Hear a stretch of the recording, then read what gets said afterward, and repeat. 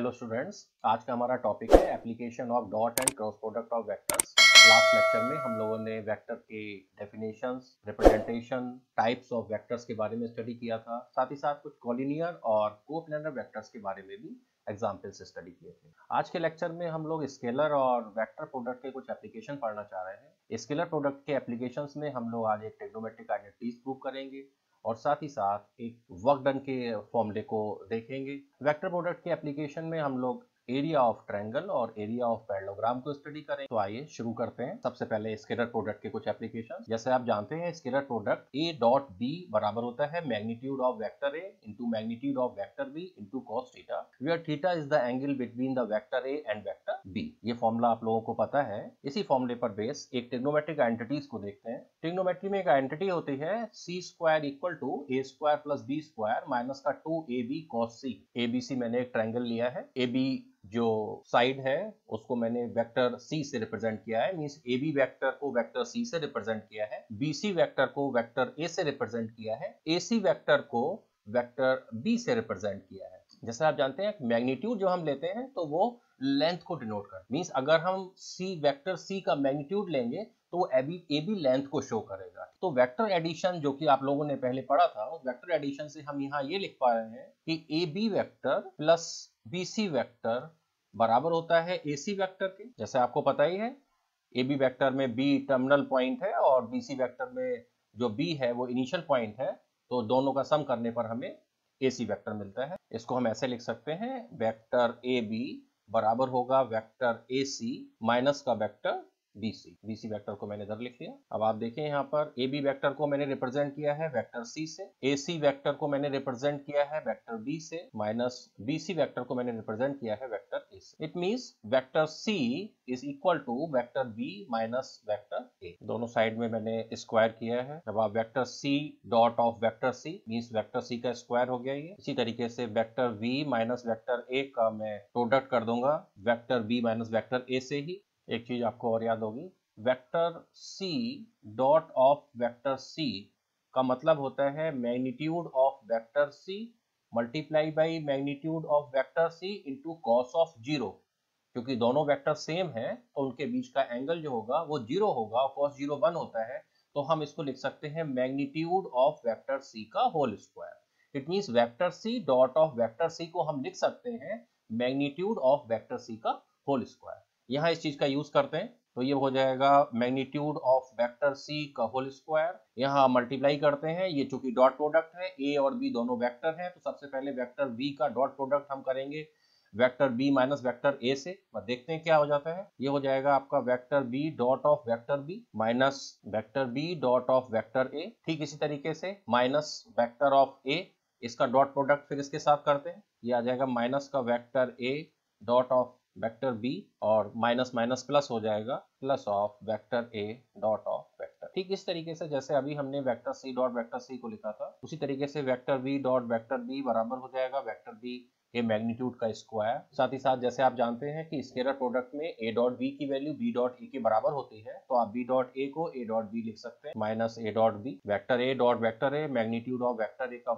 Square. Magnitude of vector C का मतलब हो जाता है, जैसे आप देख रहे हैं कि AB वेक्टर को हमने वेक्टर C से रिप्रेजेंट किया है, तो magnitude of vector C it means AB length AB, और लेंथ AB को हम लोग क्या बोलते हैं, स्मॉल c से रिप्रेजेंट करते हैं।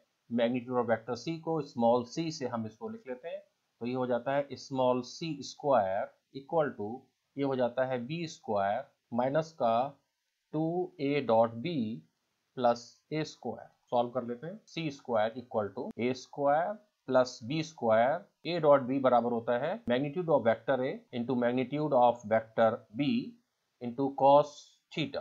थीटा क्या है, theta is the angle between a and b। अब आप देखें जरा डायग्राम एक बार, तो आप देखेंगे कि vector a and vector b के बीच जो एंगल है वो C एंगल, ये वेक्टर A की डायरेक्शन है, मैंने लाइन आगे इसको बढ़ा दिया, लाइन को भी मैंने आगे बढ़ा दिया, तो आप देखें कि ये वेक्टर A है, इस डायरेक्शन वेक्टर B है, इन दोनों के बीच का जो एंगल है वो C से रिप्रेजेंट होगा। ये दोनों एंगल सेम है, तो इट मींस थीटा की वैल्यू क्या होगी यहाँ पर, C के बराबर होगी cos ऑफ C। तो it means C square equal to A square plus B square minus का 2AB cos C। Where magnitude of vector A को मैंने small A, magnitude of vector B को मैंने स्मॉल बी लिखा। तो इस तरह आपने देखा यहाँ पर ट्रिग्नोमेट्रिक आइडेंटिटी को प्रूव किया है स्केलर प्रोडक्ट की हेल्प से। यही हमारा आज का टॉपिक था कि किस तरह से हम स्केलर और वेक्टर प्रोडक्ट के एप्लीकेशन को ट्रिग्नोमेट्री और मैकेनिक्स में किस तरह से यूज कर सकते हैं। अब हम देखते हैं स्केलर प्रोडक्ट की एप्लीकेशन मैकेनिक्स में, किस तरह हमें फोर्स के पता होने पर हम वर्क डन को किस तरह से कैलकुलेट करते हैं। जैसे आप जानते हैं कि कोई एक पार्टिकल है जो कि ओ पर प्लेस है। इस ओ पर एक फोर्स ओ बी डायरेक्शन में लग रहा है, साथ ही साथ ये फोर्स इस पार्टिकल जो कि ओ पर है इसको ओ से ए तक डिस्प्लेस कर देता है, और ये ओ ए डिस्प्लेसमेंट जो है वो डी के बराबर है और फोर्स एफ के बराबर है। एफ डिस्प्लेसमेंट ओ ए से थीटा एंगल बनाता है, तो इस कंडीशन में डब्ल्यू बराबर होता है फोर्स का कंपोनेंट अलोंग द डिस्प्लेसमेंट जो कि एफ कॉस थीटा के बराबर है, F cos theta multiply by D. या हम इसको इस तरह से पढ़ते थे, W equal to F D cos theta. अब अगर हम देखें कि जो फोर्स है वो एक वेक्टर क्वांटिटी है, और अगर ये फोर्स ओबी के अलोंग लग रहा है तो ओबी के अलोंग जो फोर्स लग रहा है अगर हम उसको एफ से रिप्रेजेंट करें और साथ ही साथ जो डिस्प्लेसमेंट वेक्टर है उसको ओ ए यानी कि डी वेक्टर से रिप्रेजेंट करें, तो आप देखेंगे वर्क डन को हम, वर्क डन एक स्केलर क्वांटिटी है तो वर्क डन को हम लिख सकते हैं वेक्टर एफ और वेक्टर डी के स्केलर प्रोडक्ट के बराबर। जैसे आप जानते हैं कि एफ और डी का जो स्केलर प्रोडक्ट होगा वो होगा magnitude of vector F into magnitude of vector D into cos of theta. Theta क्या है? जो फोर्स वेक्टर और डिस्प्लेसमेंट वेक्टर के बीच एंगल बन रहा है। तो इट मींस हम W equal to F D cos theta को W equal to vector F dot of vector D की फॉर्म में लिख सकते हैं। इसी पर बेस एक एग्जांपल देखते हैं। मैंने यहाँ एक एग्जांपल लिया है जिसमें मैंने दो फोर्स लिए हैं जो किसी पार्टिकल पर लगे हुए हैं, i minus 4j plus 5k and 4i plus j plus k जो किसी पार्टिकल पर लगे हैं, और ये फोर्स उस पार्टिकल को इस point i plus j plus k से 5i plus 4j plus 2k पर डिस्प्लेस कर देता है। तो इस कंडीशन में आपको वर्क डन की वैल्यू को फाइंड आउट करना है। जैसे अभी अभी हम लोगों ने देखा कि वर्क डन W बराबर होता है force vector dot of displacement vector. तो हमें सबसे पहले फोर्स वेक्टर पता होना चाहिए, और उसके लिए आप देखेंगे कि यहाँ पर पार्टिकल पर चूंकि दो फोर्स लग रहे हैं तो हम सबसे पहले निकालेंगे रिजल्टेंट फोर्स क्या लग रहा है, और रिजल्टेंट फोर्स बराबर होगा F equal to F1 plus F2। तो रिजल्टेंट फोर्स बराबर हो जाएगा, मैंने F1 को यहाँ पर रख दिया है i minus 4j plus 5k, दोनों को सम करने पर हमें रिजल्टेंट मिल जाएगा 4i plus j plus k। आई के कोफिशिएंट ऐड कर दिए तो ये हो जाएगा 5i। ठीक इस तरीके से आगे 5i माइनस का 3j प्लस का 6k। इसके बाद आप देखें कि पार्टिकल पॉइंट O से पॉइंट A पर डिस्प्लेस हो गया। यहाँ पर पोजीशन वेक्टर ऑफ O क्या दे रखा है? पोजीशन वेक्टर ऑफ O जिस पॉइंट पर पार्टिकल प्लेस था वो क्या था? I plus j plus k। Displace होने के बाद जो पार्टिकल आ गया, मान लीजिए उसकी पोजीशन A हो गई। ठीक इस तरीके से डायग्राम जैसे मैंने अभी अभी बनाया था वही डायग्राम में फिर से बना दे रहा हूँ। यहाँ पर ये O पॉइंट था, ये पॉइंट आपका B था जिसको कि हमने फोर्स वेक्टर से रिप्रेजेंट किया है, और पार्टिकल O से A पर डिस्प्लेस हो गया। O पॉइंट के जो पोजीशन वेक्टर है वो i plus j plus k है, और A पॉइंट के जो पोजीशन वेक्टर है वो 5i plus 4j plus 2k है। 5i plus 4j plus 2k। अब हमें डिस्प्लेसमेंट वेक्टर फाइंड आउट करना है, तो डिस्प्लेसमेंट वेक्टर को हम D कहेंगे। Displacement vector D means OA vector, और OA वेक्टर बराबर होता है position vector of A minus position vector of O। Solve करने पर आपको मिल जाता है 4i plus 3j plus k। तो इस तरह आपको रिजल्टेंट फोर्स F और डिस्प्लेसमेंट वेक्टर D की वैल्यू मिल जाती है। तो इन दोनों वैल्यू से आप वर्क डन की वैल्यू को कैलकुलेट कर सकते हैं। Vector F dot of vector D, दोनों की वैल्यू पुट कर दें यहाँ पर 5i minus 3j plus 6k dot of 4i plus 3j plus k।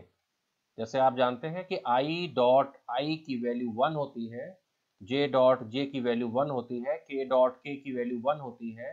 ठीक इस तरह i डॉट j की वैल्यू 0 होती है, j डॉट k की वैल्यू 0 होती है, k डॉट i की वैल्यू 0 होती है। इस चीज का ध्यान रखते हुए 5i डॉट ऑफ 4i किसके बराबर हो जाएगा? 20i dot i means 1। ठीक इस तरीके से आगे minus 3j dot of 3j minus का 9 हो जाएगा। 6k डॉट ऑफ k ये 6 के बराबर हो जाएगा। तो इस तरह सॉल्व करने पर W की वैल्यू हमारे लिए मिल जाती है 17 यूनिट। तो इस तरह हम लोगों ने स्केलर प्रोडक्ट में, ट्रिग्नोमेट्री में एक एप्लीकेशन को देखा, और साथ ही साथ एक एप्लीकेशन हमने मैकेनिक्स में देखा। अब हम देखते हैं वेक्टर प्रोडक्ट की एप्लीकेशन। वेक्टर प्रोडक्ट जिसको हम क्रॉस प्रोडक्ट भी बोलते हैं। मान लीजिए दो वेक्टर हैं, एक वेक्टर ए है, एक वेक्टर बी है। तो वेक्टर प्रोडक्ट को लिखने का तरीका ये होता है vector A cross of vector B. वहां हम लोग डॉट प्रोडक्ट में डॉट का यूज करते हैं जिसको स्केलर प्रोडक्ट बोला जाता है, और ए क्रॉस बी को हम वेक्टर प्रोडक्ट बोलते हैं। इसका रीजन ये भी है कि इन दोनों का प्रोडक्ट एक वेक्टर क्वांटिटी आता है और ये बराबर होता है वेक्टर ए का मैग्नीट्यूड इंटू वेक्टर बी का magnitude multiply by sine theta. Theta is the angle between A and B into n cap where n cap is the unit vector in the direction of a cross b। मैं यहाँ एक diagram बना रहा हूँ। O point है, O A vector को vector A से represent किया है और ओ बी वेक्टर को वेक्टर B से रिप्रेजेंट किया है। Theta is the angle between A to B। ध्यान ये रखना है कि हम लोग A से B की तरफ एंटी क्लॉकवाइज चलते हुए एंगल को लेते हैं। आप देखेंगे कि ये जो डायरेक्शन है वो एंटी क्लॉकवाइज डायरेक्शन है, तो A से B की टुवर्ड्स जब हम चलते हैं एंटी क्लॉकवाइज तो एंगल हमारा क्या मिलता है, थीटा मिलता है। तो आप देखें A cross B equal to होता है magnitude of vector A into magnitude of vector B into sine theta into N cap. N cap क्या है, ए क्रॉस बी की डायरेक्शन में यूनिट वेक्टर। यूनिट वेक्टर से मल्टीप्लाई कर देने पर ए क्रॉस बी के मैग्नीट्यूड पर कोई डिफरेंस नहीं आता, सिर्फ उसको एक डायरेक्शन मिल जाती है। और साथ ही साथ आपको पता होना चाहिए कि ए क्रॉस बी की जो डायरेक्शन होती है वो वेक्टर ए और वेक्टर बी दोनों के परपेंडिकुलर होती है। अब एक सिंपल सी एप्लीकेशन, एरिया ऑफ ट्रायंगल निकालने में हम किस तरह से वेक्टर प्रोडक्ट का यूज करते हैं। मैंने यहाँ पर एक ट्रायंगल एबीसी बनाया है जिसमें ओ ए वेक्टर को मैंने वेक्टर ए से रिप्रेजेंट किया है, ओ बी वेक्टर को मैंने वेक्टर बी से रिप्रेजेंट किया है। जैसे आप जानते हैं कि एरिया ऑफ ट्रायंगल होता है half into base multiply by height. आप देखें इस ट्रायंगल को मैंने हाइट बनाने के लिए इसके अपोजिट वर्टेक्स बी से ओ ए पर एक परपेंडिकुलर ड्रॉ कर दिया। अब वेक्टर ए और वेक्टर बी के बीच का एंगल अगर थीटा लिया जाए तो आप देखेंगे कि एरिया ऑफ ट्रायंगल को हम किस तरह से लिख सकते हैं। ये बराबर हम लिखेंगे half base multiply by height. ये फॉर्मूला आप पहले से ही जानते हैं। अगर आप मैं यहाँ लिखता हूँ बेस क्या है, ओ ए को मैंने अगर बेस लिया है तो मैं हाइट क्या लूंगा, मैंने इस पॉइंट को एम शो कर दिया, तो हाइट मुझे लेनी होगी बी एम। अगर आप bm निकालेंगे तो bm इक्वल टू आ जाएगा ob sin थीटा के बराबर और multiply by base of oa। It means हम इसको लिख सकते हैं half oa ob sin theta. Hence area of triangle को अगर हम वेक्टर फॉर्म में लिखते हैं तो हम इसको इस तरह से लिख सकते हैं half magnitude of vector a cross of vector b।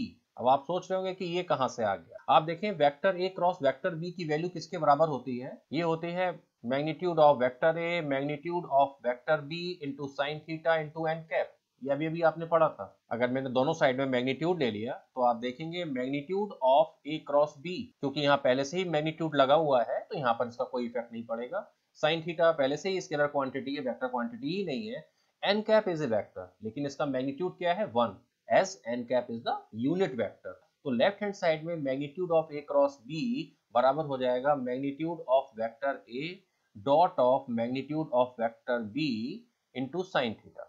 अभी जो हमने लिखा था एरिया ऑफ ट्रायंगल अगर हम उससे कंपेयर करते हैं half O A O B sine theta, तो ओ ए क्या है, O A is the length O A, O A means length O A, और जिसको हम लिख सकते हैं वेक्टर ए के मैग्नीट्यूड के बराबर। ठीक उसी तरीके से ओ बी लेंथ किसके बराबर है, वेक्टर बी के मैग्नीट्यूड के बराबर। तो इट मींस ये लिखा हुआ है half of vector A into vector B into sine theta. तो half vector A into vector B sine theta को हम क्या लिख सकते हैं, इसको हम लिख सकते हैं half magnitude of vector A cross of vector B. तो एरिया ऑफ ट्रायंगल को हम इस फॉर्मूले की हेल्प से कैलकुलेट करेंगे। वेयर ए एंड बी, ध्यान देने की बात है, जहां पर ए और बी क्या है, ए और बी इस ट्रायंगल की एडजेसेंट साइड्स है। तो आइए एक एग्जांपल लेते हैं। मैंने एक एग्जांपल लिया है जिसमें आपको ट्रायंगल का एरिया फाइंड आउट करना है और एडजेसेंट साइड्स जो है वो ये दिए हुए वेक्टर से रिप्रेजेंट की गई है। पहला vector i plus 2j plus 3k है and i plus j plus के दूसरा वेक्टर है। एडजेसेंट या आसन्न दोनों बातें एक ही होती हैं, हिंदी में हम इसको आसन्न भुजाएं कहते हैं। जो इस ट्रायंगल में अगर हम देखेंगे तो यहाँ पर OA और OB वेक्टर की वैल्यू यहाँ पर दे रखी है, तो इस कंडीशन में हम लोग को कैलकुलेट करना पड़ेगा ट्रायंगल का area half of magnitude of A cross B की हेल्प से। Area of triangle equal to half of magnitude of vector A cross of vector B. तो सबसे पहले हम vector A cross vector B निकालेंगे, उसके बाद फिर उसका मैग्नीट्यूड कैलकुलेट करेंगे। वेक्टर ए और वेक्टर बी की वैल्यू आपको पता है, तो vector A cross of vector B की वैल्यू को निकालने के लिए आप डिटर्मिनेंट लेते हैं। डिटर्मिनेंट में फर्स्ट रो को i j k लिख देते हैं, सेकंड रो में वेक्टर ए के जो ijk की कोफिशिएंट है उसको लिखते हैं। आप देखें यहाँ पर वेक्टर ए में जो ijk की कोफिशिएंट है वो 1, 2 और 3 है। थर्ड रो में वेक्टर बी के ijk की कोफिशिएंट लिखते हैं जो कि 1, 1, 1 है। इसके बाद अब हम डिटर्मिनेंट को सॉल्व करते हैं। i into 2 minus 3 minus j into 1 minus 3 and plus k into 1 minus 2। Solve करने पर हमें मिल जाता है minus i plus 2j minus k। तो इस तरह vector A cross vector B की वैल्यू हमें मिल जाती है। अब हम एरिया ऑफ ट्रायंगल एबीसी को निकालते हैं जो बराबर होता है half of magnitude of vector A cross of vector B. Vector A cross vector B की वैल्यू आपको पता चल गई है, तो आप देखेंगे ये बराबर हो जाएगा half of magnitude of minus I plus of 2j minus के। मैग्नीट्यूड लेने के लिए आप स्क्वायर रूट लेते हैं, आई के कोफिशिएंट का स्क्वायर लिखते हैं, -1 का स्क्वायर प्लस जे के कोफिशिएंट का स्क्वायर लिखते हैं और प्लस ऑफ के कोफिशिएंट का स्क्वायर लिखते हैं जो कि -1 है और ये आ जाता है -1 का होल स्क्वायर। तो इस तरह से 1/2 √6 यूनिट ये हमें ट्रायंगल का एरिया मिल जाता है। तो इसका मतलब ये हुआ कि अगर आपको किसी ट्रायंगल की दो एडजेसेंट साइड्स पता हो तो half of magnitude of A cross B से आप ट्रायंगल के एरिया को फाइंड आउट कर सकते हैं। तो आपने देखा कि वेक्टर प्रोडक्ट का एप्लीकेशन किस तरह से एरिया निकालने में किया गया। नाउ अब हम कर रहे हैं एरिया ऑफ पैरेललोग्राम। ABCD मैंने एक पैरेललोग्राम बनाया है जिसमें जो एडजेसेंट साइड्स हैं AB एंड AD उसको मैंने वेक्टर A और वेक्टर B से रिप्रेजेंट किया है। आप देखेंगे कि अभी अभी हम लोगों ने ट्रायंगल का एरिया फाइंड आउट किया था। अगर मैं एक डायगोनल BD बना दूं तो आप देखेंगे कि ABD भी एक ट्रायंगल होगा और BCD भी एक ट्रायंगल होगा, तो जो एरिया ऑफ पैरेललोग्राम होगा वो ABD ट्रायंगल का जस्ट 2 टाइम्स होगा।